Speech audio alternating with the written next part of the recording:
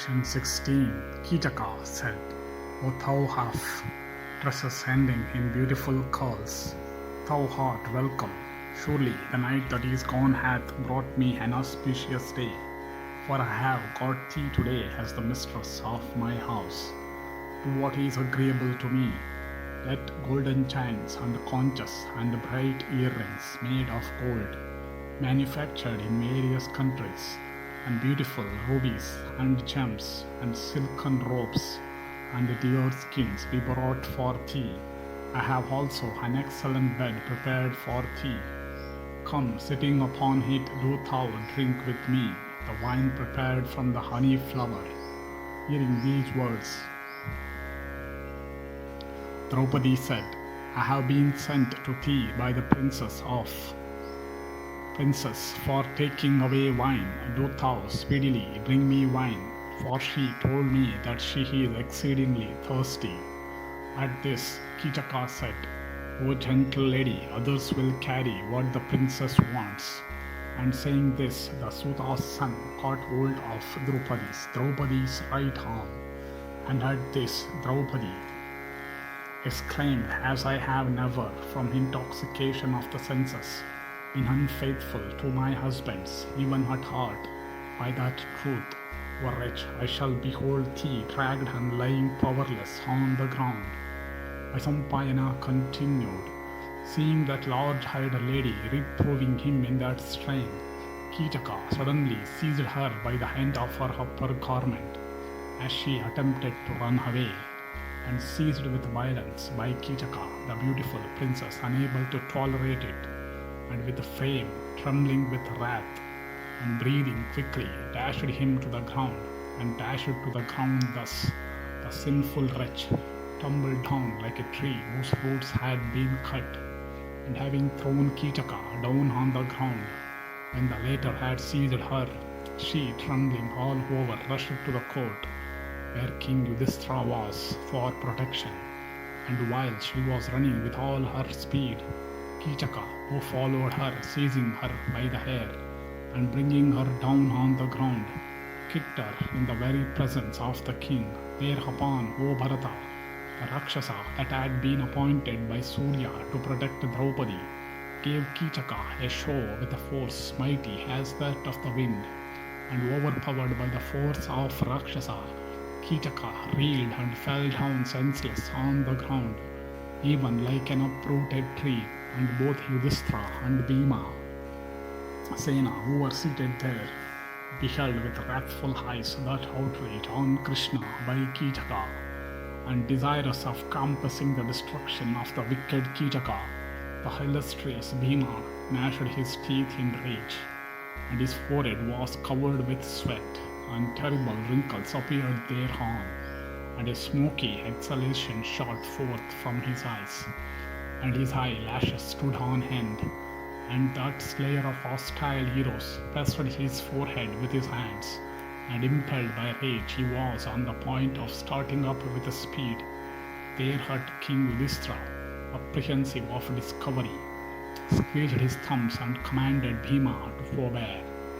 And Bhima, who then looked like an infuriate elephant eyeing a large tree, was thus forbidden by his elder brother.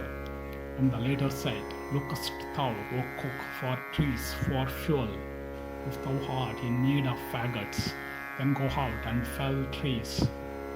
And Draupadi, and the weeping Draupadi of fair hips, approaching the entrance of the court, and seeing her melancholy lords, desirous yet of keeping up the disguise, duty bound by their pledge, with eyes burning in fire, spoke these words unto the king of the Matsyas.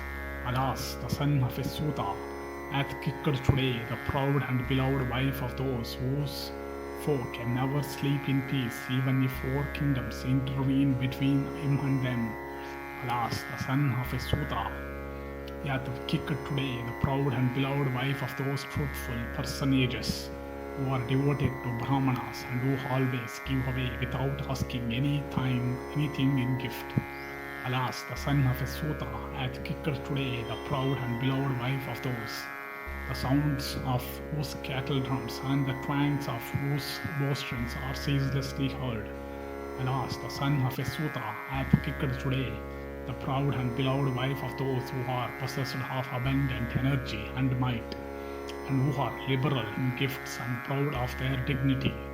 Alas, the son of a Suta hath kicked today the proud and beloved wife of those who, if they had not been fettered by the ties of duty, would destroy this entire world.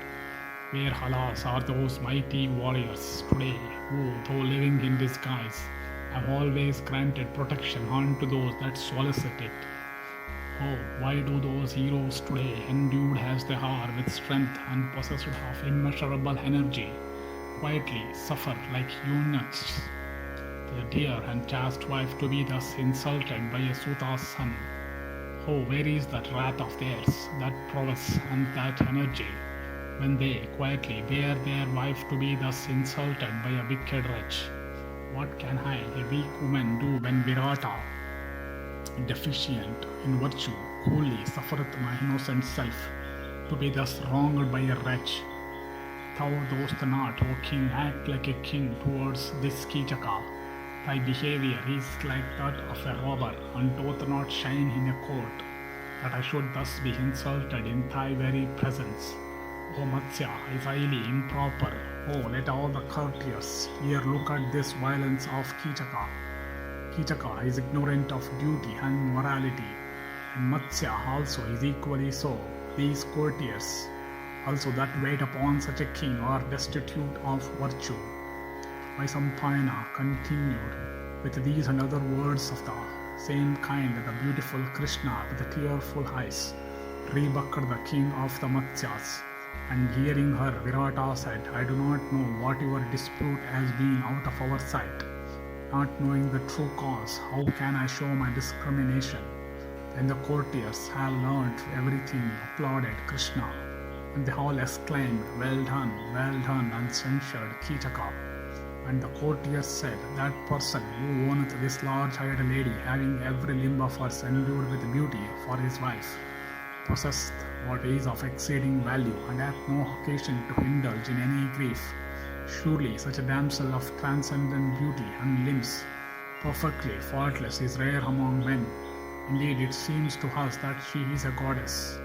Vaisampayana continued, and while the courtiers, having beheld Krishna under such circumstances, were applauding her thus, Yudhishthira's forehead from hair became covered with sweat, and that bull of the Kurures then addressed that princess, his beloved spouse, saying, Stay not here, O Sairindri, but retire to be apartments of Sudeshna.